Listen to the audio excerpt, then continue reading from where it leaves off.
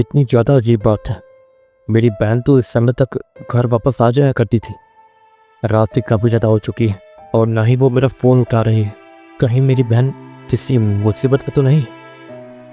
एक लड़का जिसकी बहन के घर के ना आने की वजह से वो बहुत ज़्यादा परेशान था और बार बार अपनी बहन को कॉल लगाने की कोशिश कर रहा था, लेकिन वो हर बार नाकामयाब हो रहा था।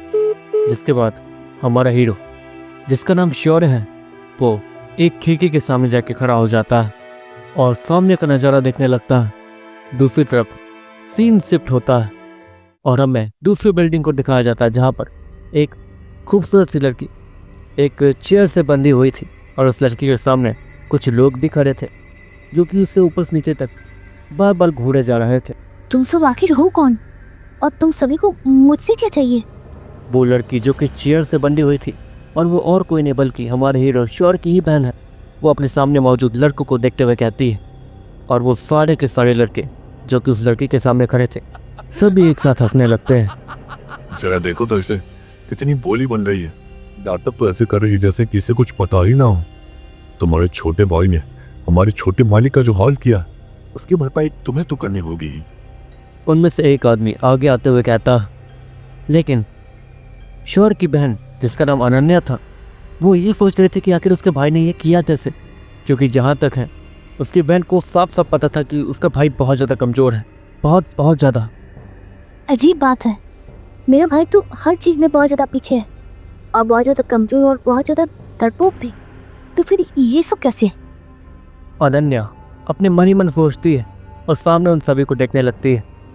एक मिनट कहीं तुम्हें ये तो नहीं लग रहा कि तुम्हारा भाई आकर तुम्हें बचा लेगा?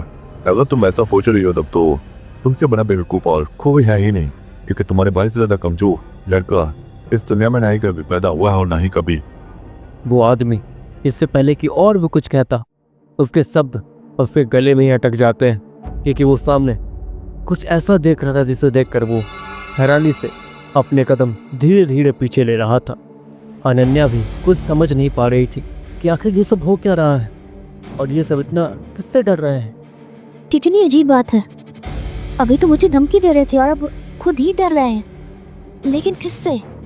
अनन्या मन ही मन सोचती है और वो जैसे तैसे पीछे देखने की कोशिश करती है, पर वो जैसे ही अपने पीछे देखने में कामयाब होती है वैसे ही वो हैरानी से, ये तो नामुमकिन है। अनन्या हैरानी से चिल्लाते हुए कहती है, बीरली, कमजोर जब तक अपनी कमजोरी से ना लड़े तब तक वो ताकतवर नहीं हो सकता है। ये आपने ही मुझे सिखाया है। शौर्य अपनी बहन से कहता है, जिसके बाद वो गुस्से से उन लोगों को देखने लगता है जिन लोगों ने उससे बहन पे हाथ डालने की कोशिश की थी। दूसरी तरफ उसकी बहन अपने भाई को इतना बेरहम होते हुए पहली बार देख रही थी। ये सब कुछ सपने जैसा लग रहा है। मेरा भाई इतना ताकतवर कैसे? इस दुनिया में ताकतवर होने के लिए तो हमें। अनन्या अपने भाई को देखकर मन ही मन सोचती है। ऑफकोर्स वो बहुत ज़्यादा हैरान थी, क्योंकि ये एक ऐसी दुनिया है जहाँ पर लाखों साल बीतने के बाद जहाँ पर ह्यूमन इवॉल्व होकर बंदर से आज इंसान बन पाए, वैसे ही इस कुदरत ने दुनिया में सारे जीव जंतु और छोटे मोटे जानवर और बड़े बड़े जानवर उन सभी को भी इवॉल्व होने की ताकत देती। जैसे कि ह्यूमन बंदर से इवॉल्व होकर इंसान बने, वैसे ही यहाँ के छोटे मोटे जानवर इवॉल्व होकर बड़े बड़े मॉन्स्टर्स में बदल गए और इसी के साथ पूरी धरती पे मॉन्स्टर्स का राज हो गया और इसी के साथ ह्यूमंस हमेशा डर कर घर में छिप कर रहने लगे। लेकिन कुछ ह्यूमंस जो कि ऐसा नहीं चाहते थे, वो बाहर खुलकर सांस लेना चाहते थे, वो सब भी हमेशा बाहर निकलकर उन मॉन्स्टर्स का पीछा करते थे। कभी कभी उनसे भिड़ भी जाया करते थे और देखते देखते इन ह्यूमंस ने उन मॉन्स्टर्स को अपने सामने झुकने पर मजबूर कर दिया और उन ह्यूमंस ने उन मॉन्स्टर्स को टेम कर लिया और फिर वो ह्यूमंस उन मॉन्स्टर्स के इस्तेमाल से बाकी मॉन्स्टर्स को भी जल्द से जल्द हराने में कामयाब हो गए, जिसके बाद धरती का नॉर्मल हो गया। लेकिन ऐसे ह्यूमंस जो कि मॉन्स्टर्स को हराने में कामयाब हो जाते थे और उन्हें अपने सामने झुकने पर मजबूर कर लेते थे और मॉन्स्टर्स को टेम कर लेते थे, ऐसे इंसानों को समय के साथ साथ बीस्ट टेमर कहा जाने लगा। और ये बीस्ट टेमिंग प्रोफेशन एक ऐसा प्रोफेशन बना जो कि सीखना आसान तो बिल्कुल नहीं था। और आज हम एक ऐसे लड़के के बारे में बात करने वाले हैं जो कि बहुत ज़्यादा ताकतवर बीस्ट टेमर बनना चाहता है, लेकिन सच में वो बहुत ज़्यादा वीक है।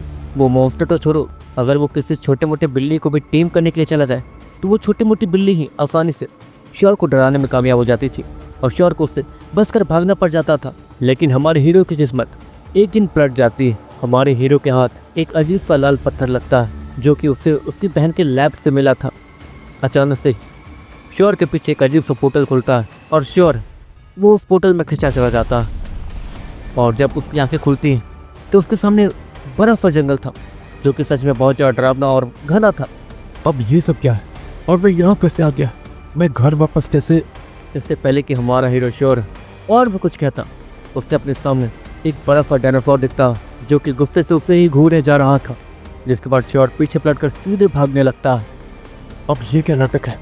मैं समय में पीछे कैसे आ गया और ये डायनासोर्स इनसे कैसे पूछूं? हमारा हीरो श्योर ये सब सोचते हुए वहाँ से भागते रहता।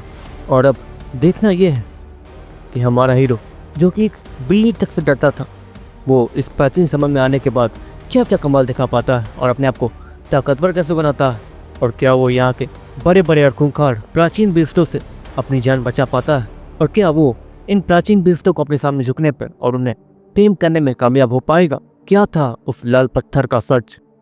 जानने के लिए आप ये पूरी कहानी सुन सकते हैं हमारे नमन स्टोरी बुक चैनल के ऊपर।